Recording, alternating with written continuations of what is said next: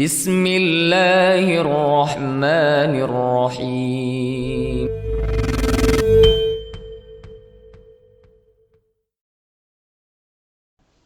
Assalamualaikum warahmatullahi wabarakatuh. Alhamdulillah wassalatu wassalamu ala Rasulillah wa ala alihi wa sahbihi wa man tabi'ahum bi ihsanin ila yaumiddin. Ya ayyuhalladzina amanu taqullaha haqqa tuqatih wa la tamutunna illa wa antum muslimun. Ikhwati fillah rahimani wa rahimakumullah. Alhamdulillah atas nikmat dan karunia Allah Subhanahu wa taala. Di kesempatan ini kita melanjutkan mengambil faidah dan pelajaran dari kitab Tauhid setelah kita menyelesaikan 3 bab sebelumnya tentang bab yang berbicara tentang wajibnya tauhid. Kemudian mu'alif berbicara tentang keutamaan tauhid yang bisa menghapuskan dosa-dosa. Juga berbicara tentang keutamaan tauhid bagi orang-orang yang menyempurnakan tauhid tersebut sehingga menghindari dosa-dosa besar, bisa masuk surga tanpa hisab, tanpa adab. Kemudian bab setelahnya mu'alif berbicara rahimahullah ta'ala tentang bab al-khawf minasyirki. Bab wajibnya kita takut dari kesyirikan. Setelah mengetahui wajibnya, mengetahui keutamaannya, kemudian diungkapkan tentang bahaya yang luar biasa dari kesyirikan, sehingga kewajiban kita untuk takut darinya. Khawatibillah, sebagaimana kita ketahui bahwasanya kesyirikan merupakan dosa yang sangat besar, dosa yang paling besar. Bagaimana tidak? Amal semuanya gugur tatkala terjatuh kepada kesyirikan. Allah Subhanahu wa taala menyebutkan la in asyrakta la yahbatanna amal. Andai engkau wahai Muhammad berbuat kesyirikan, gugur amalanmu. Terarah ayat ini kepada Rasul kita sallallahu alaihi wasallam. Andai berbuat kesyirikan, amal yang luar biasa, iman yang istimewa yang ada pada beliau sallallahu alaihi wasallam, ini gugur. Terlebih lagi kepada kita sekalian. Juga ikhwati fillah, Allah menyebutkan innahu may yusyrik billahi faqad haramallahu alaihil jannah. Berbuat kesyirikan haram surga baginya.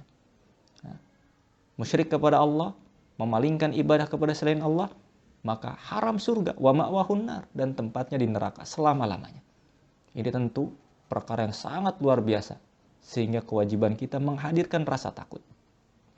Kemudian ikhwati fillah, ayat yang dinukil oleh mu'alif rahimahullah ta'ala dalam bab ini, yaitu sebuah atau ayat Allah Subhanahu wa ta'ala dalam surat An-Nisa ayat 48 dan juga ayat 116 di mana Allah berfirman, innallaha la yaghfiru ayyushraka bih wa yaghfiru ma duna dzalika liman yasha.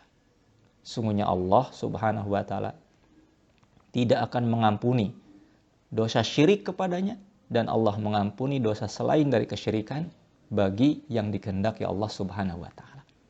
Dosa di bawah kesyirikan yang dikehendaki Allah Subhanahu wa taala, kemungkinan diampuni Allah Subhanahu wa taala. Khatifillah rahimani wa rahimakumullah. Terkadang sebagian kita tersalah dalam memahami ayat ini, sehingga muncul pertanyaan, kalau dosa kesyirikan tidak diampuni Allah, bagaimana tobatnya? Maka ikhwatifillah, makna ayat tersebut sebagaimana dijelaskan oleh para ulama, bahwasanya Allah Subhanahu wa taala yaghfir li 'abdin laqiyahu wa huwa musyrik. Tidak akan mengampuni seorang hamba yang bertemu dengan Allah dalam kondisi musyrik yang tidak bertobat kepadanya. Jadi tatkala dosa kesyirikan tidak dia bertobat di dunia, terbawa mati, maka haram ampunan Allah Subhanahu wa taala selama-lamanya. Maka inilah makna dari ayat tersebut. Adapun tobat dari kesyirikan di dunia, tentu terbuka pintu tobat bagi siapapun yang berbuat dosa. Sebagaimana Allah Subhanahu wa taala menyebutkan, qul la ibadiyalladzina asrafu ala anfusihim la taqnatu mir rahmatillah innallaha yaghfiru dzunuba jami'a. Katakan wahai Muhammad kepada hamba-hambaku yang melampaui batas terhadap dirinya. Ikhwati fillah, betapa lembutnya Allah Subhanahu wa taala menyebutkan hamba-hambaku kepada orang-orang yang melampaui batas berbuat dosa kepada dirinya. Dosa apapun juga, termasuk dosa kesyirikan di sini, dosa kekufuran. La taqnatu mir rahmatillah. Jangan merasa berat, jangan merasa putus asa dari rahmat Allah. Innallaha yaghfiru dzunuba jami'a. Sungguhnya Allah mengampuni dosa seluruhnya. Dosa apapun juga. Kalau dia kembali bertobat dengan sebenar-benarnya tobat kepada Allah di dunia, maka terbuka pintu ampunan Allah Subhanahu wa taala.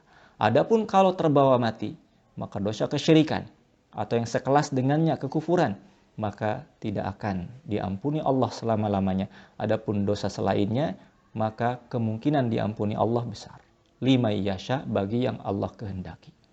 Ikhwati fillah, ayat ini jelas menunjukkan kepada kita sekalian tentang wajibnya kita menanamkan rasa takut dalam diri kita untuk senantiasa waspada, jangan sampai terjatuh kepada kesyirikan.